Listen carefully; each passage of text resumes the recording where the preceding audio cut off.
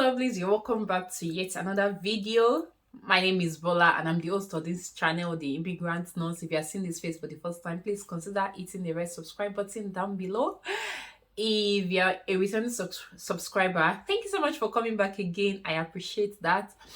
If you have not yet subscribed, please hit the red subscribe button. Thank you.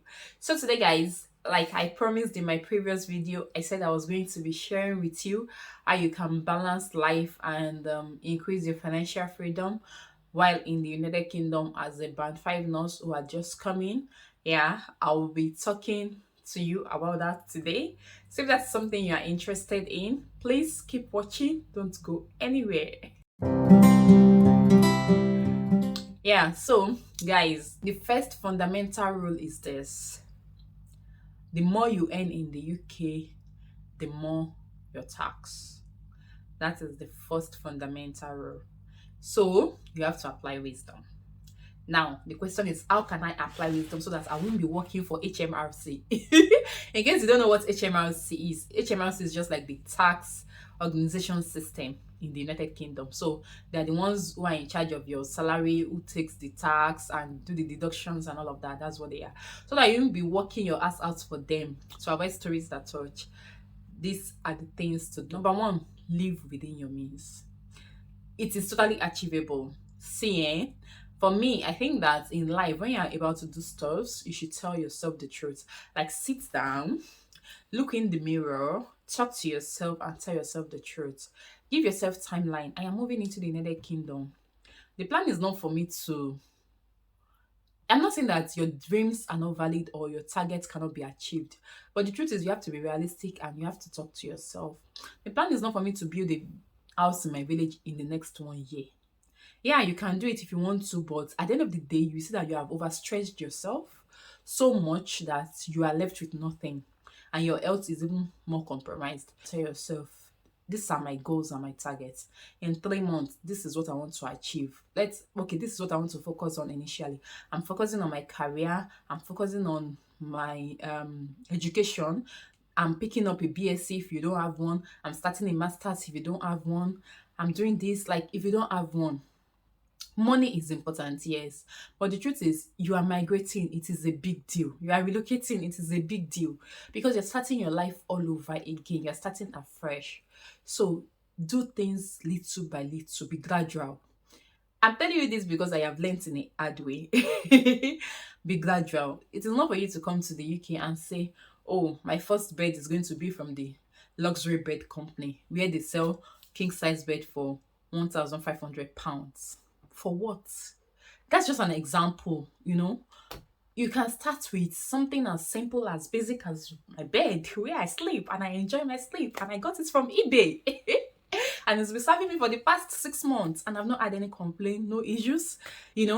So you could start in a very, very simple way. There are websites where you can get new things at a very low rate. That's the beautiful thing about United Kingdom. Whatever you want, you get it, depending on the level of your wealth. So even if you don't want used stuffs, you can get new things at a low rate. And you see those used stuffs I said I didn't want. There were people who went to furniture houses, charity shops, and they got used stuffs that are still very good. They are as beautiful as brand new. And you get to the house and you see the way they combine everything, they furnish it, and you be like, really? And you are telling me these stuffs are used, really? And you're like, oh, okay, not bad after all. So it's not like our Nigeria where used stuffs that we get are the most ragged and the most bastardized and abused stuffs. Yeah, when you're getting used stuffs, they are still as good as new. They are still in good condition. It's just that the owners, maybe they are relocating, so they are giving it out to charity, or they're tired of it. They've had it for 1-2 years. They're tired of it. They need something new, or they've moved to their house newly and they're getting brand new, bigger stuffs. They've gotten to that level where they can afford more expensive things and all of that. Okay, so live within your means. That's the essence of all these stories I have told you. Live within your means. And I understand the pressure of trying to impress people back home and try to make them feel, oh, we have arrived and all of that. Don't put yourself under that pressure. See, nobody cares about what you wear or how you look. Just look good. See, Don't I look good? I look good, I look beautiful, I look presentable to you guys. And everything I have worn, they are not expensive. This shirt is from I saw it first. Okay, TMI. But this shirt is from I saw it first. I saw it first is a website where you can get clothing at a very affordable rate in the UK. They are brand new clothes. They are affordable. I have stuffs from M&S. I have stuffs from H&M. I have stuffs from Zara, but I don't do my everyday shopping in those places. Those places are for like, for now, they are for like special occasion because that is what I can afford for now. For now, because there's going to be time where we are going to be buying things from House of Fraser. We'll be buying gown of £200 worth or £500 worth without blinking an eye. But this is the stage I am in now. This is what I have come to understand, that this is what I can afford, which is what is very, very important. Live within your means. Get things from Asda. Foodstuffs are very cheap in places like Aldi, Lidl. Good price, good stuffs. Get from there. You don't like, okay, enough. Whatever you do, live within your means. It is very, very important. I can't emphasize that enough. That is the number one rule and one of the best formula with which you can enjoy financial freedom in this UK without feeling frustrated every minute that I don't have money, I don't have money, I don't have money. I think I've spent enough time preaching why you should live and how you can live within your means.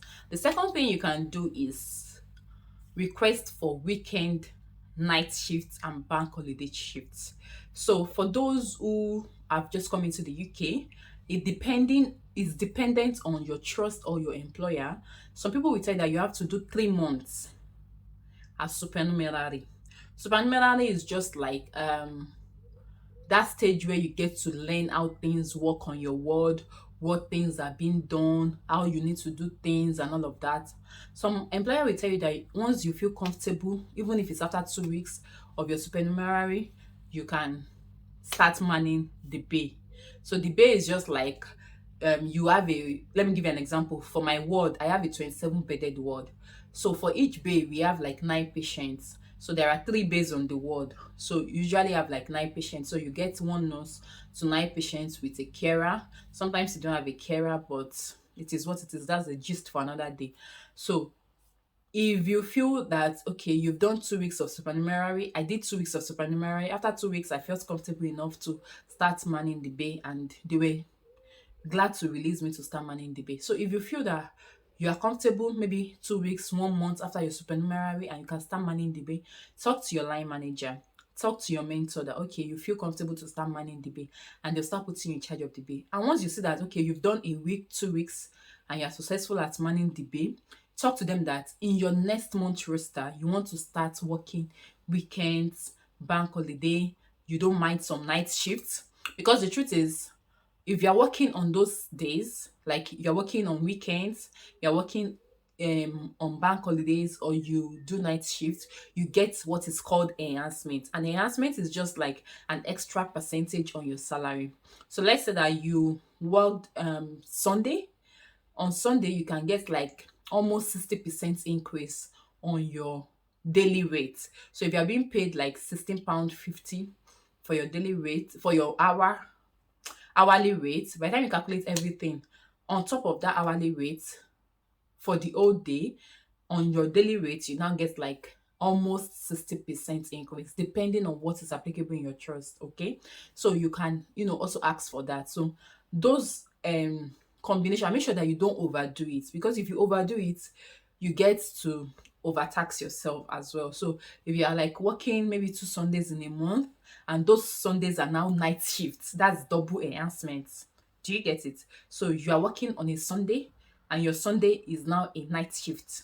That's double enhancement. So if you work like Saturday, Sunday, 2 of it in a month, and those 2 Saturday, Sunday are night shifts, that's like double enhancement for the 4 days. Okay, you can do maybe just pick 2 weekends in a month to do night shift. That will give you an extra, it may not be so much, maybe like an extra 150 or extra 250, £200 on your salary, but it will go a long way, because with £50 as a single person, you can be, fine with getting some little foodstuffs that will last you for 2 weeks on the minimum. Okay, so the money may not be so much, but the 150, the 200, the 250 will actually go a long way in covering some loopholes and balancing some financial lapses. All right. Another thing you can do is once you feel comfortable and you've gotten competencies in some of the aspects of care, like intravenous fluid, intravenous drug administration, you can actually register for bank shifts. And what they call bank shifts here is that you pick extra shifts. So maybe when on your day off, maybe you've done like 3 night shifts and you get to have like 4 days off, and you feel 4 days off is a lot for me. What am I doing with 4 days off? You can decide to pick maybe 2 bank shifts in those in between the day off, or you can pick 1 bank shift in between the day off. One thing I'm going to tell you is whatever you are doing, whatever extra shift you are doing, please don't make it too much, because your payslip will weep, oh, it will cry. You will see the tax deduction and you feel so bad. Like, what's the essence of the work I did? Like, is it that I'm just working for the government? So don't overdo it. So you may decide that okay, you want to just do 3 bank shifts in a month. I know that there was a time in my trust they were doing something called allocate on arrival, or some people call it golden shift. And what that means is if you pick that shift, you are getting double the rate of your normal salary. So let's say that your hourly rate is like £16 per hour. So if you are picking, some people call it NHSP as well. So if you are picking NHSP, your hourly rate may be as high as £30 per hour. So you can also pick shifts like that. So you can just do maybe 2 of it in a month or 3 of it in a month. 3 is enough. 3 NHSP or 3 golden shifts or 3 allocation on arrival is enough in a month. By the time you do more than that, your tax will weep for it. Your payslip is the one that will be affected. So you could pick extra shifts like that, whether bank shifts, whether allocate on arrival, whether golden shifts, whether NHSP, dependent on whatever you feel comfortable with. Just make sure that whatever you are doing, you have the competencies. You don't go and pick extra shift, because sometimes your extra shift may not be on your main word. It may not be on your primary word. It may be on other words, and you don't want to go there and look like a fool, like you don't know what you are doing, and your patient needs IV fluid. The person that is collecting the normal rate of salary is the one that will set up IV fluid for you, who has come to earn double the amount. You get what I'm saying? So make sure that you've gotten some competencies, at least have access to your EPMA or drug medication chart, have IV medication competency. If you have cannulation and venipuncture, great, beautiful. That's an extra skill that you have added, and it will give you some level of competence and confidence in wherever you are posted to for your extra shift. Now, the next thing you can also do is you can register with an agency. But this is a very tricky one. If you want to register with an agency, don't be in a hurry to do so. See, don't be under any pressure.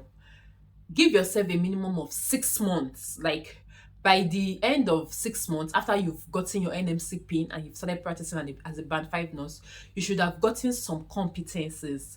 Like, when you now register for agency, you will be very, very good at what you do, because you don't want to register for agency, you go for agency shifts, you make mistake and it affects you, and you start dragging issue in your early year of arrival in the UK. It doesn't make any sense. So you want to make sure that you have some level of competency. At least by 6 months, you should be able to do things like venipuncture, cannulation, catheterization, IV drug administration, VBG, ABG, all those things. You should be able to have an idea or be able to do something about it when you are faced with situations like that. Even some agencies will tell you that these are the skills and the competencies they want you to have. If you don't have them, you can't register with them. Okay, so after 6 months, you can start looking out for agencies and finding out, okay, which agency has a better offer, which one has a good coverage, which one has a good pay, which one takes care of you. Because some agency, their pay will be very, very ridiculous, yet you have to travel some distance, you have to travel some miles to go and do that agency job, because agency job is not you working within your hospital. It will require you to travel, just something like travel nursing in the US. That's what it is like. It's just that in the US it pays a lot of money than in the UK. So for agency shifts, you may be requested to travel as long as 2 hours away from your place of abode. So you want to be sure that at the end of the day, the money you are getting will be worth it. So you want to find out, ask questions from people. Which agency are they using? What's their rates like? Do they take care of you? Do they provide accommodation? Do they provide transportation? And the kind of places they post nurses to. What is it like? Is it like a good place? Are there places where nurses are exposed to risk or not, and all of those things? You want to find out all of this information. So that's another thing you can do to balance your financial status in the United Kingdom as an immigrant now. Finally, this one, don't come for me. Don't come for me. Contrary to this one is an unpopular opinion. Contrary to general opinion or general perspective. See, don't put yourself under the pressure of sending money home every time. That's another thing. Another thing that I've noticed that affects people, that they are here, they are working their ass off, but the people at home, they are the one they are working for. I'm not saying you should not send money home. I am not saying that. I am not saying you should not take care of your family members. I have not said that in any way.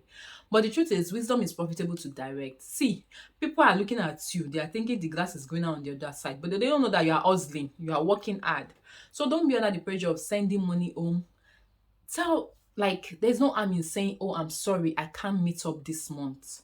Or there's no harm in saying, oh, I'm sorry, I don't have up to 100k to send, but I could send you 30k. Because there's no crime in it. There's no sin in it. You don't have it. If you have it, you will send it. You don't have it. Because at the end of the day, you are sending 100k home, you are sending 200k home, you are sending 250. Except maybe your parents are in a situation where they are dying, they are in the hospital, they are hospitalized, and you have to be spending money, and you feel so pressured. And if you're not the only child, why not just share the responsibility with other children? Okay, that's not my business. But the truth is, apply wisdom in the way you send money back home. Be very, very careful. Be wary of that frustration. Because the truth is, we are all human beings. You are sending money home, 100k, you drop. 150, you drop. 250, you drop. They will think that life is easy for you here, or that you are living large, or it is that convenient or comfortable for you. Meanwhile, they will know that you are sweating and laboring and hustling to make it happen. And when you now did not come forth just on one occasion, you may be crucified for it. I don't know, dependent on which family you are from. So, when you can, send. You don't have to send everything. If it's little you can afford, send it. If you cannot afford it this month, I'm sorry, I cannot afford this month. I don't have so much. I'll see you next month. You send it next month. Okay? So that's another way you can balance your financial status and your financial freedom in the United Kingdom as an immigrant nurse or someone who has just recently moved into the United Kingdom. And in all of this, don't forget, you need to be saving. You need to save. You need to save for the raining days because there will be raining days. You need to save, okay? I have an extensive video where I've discussed about the money saving tips in the UK and the applications you can use as an immigrant nurse, how you can apportion your salary, how you can calculate how much to save that it will not affect your living cost and all of that. If that's something you want to see, subscribe. Okay, subscribe to the channel, guys. Subscribe. Like this video so that it can have more reach, so that more people can learn from it. More people who are nurses can just come into the United Kingdom so that they can learn from it and gain one or two things. So please hit the like button down below. If you feel that I have talked something sensible and you have learned from it, why not? Let me know in the comment section. If you feel that I have over talked or I've said too much, let me know too in the comment section. I appreciate constructive criticism and feedback. Just make it constructive. Don't come here and insult me. Make it constructive. I appreciate it, okay? Let me know your thoughts in the comment section. If there are other videos you think that you need clarity on or you need me to talk about, okay, let me know in the comment section and I will be happy to film it. Let me know the videos you want me to film and I'll be glad to gather information and film them and bring you juicy, important and necessary information. If you're not following us on Instagram, please follow the Immigrant Nurse on Instagram to get necessary tips once in a while. The ones I'm not able to share on YouTube, I share it on the Instagram page. So please follow the Immigrant Nurse on Instagram. Thank you so much. If you have subscribed, thank you. Bless you. God bless you. I'll see you in the next video, guys. Till then, stay safe and stay blessed. Bye.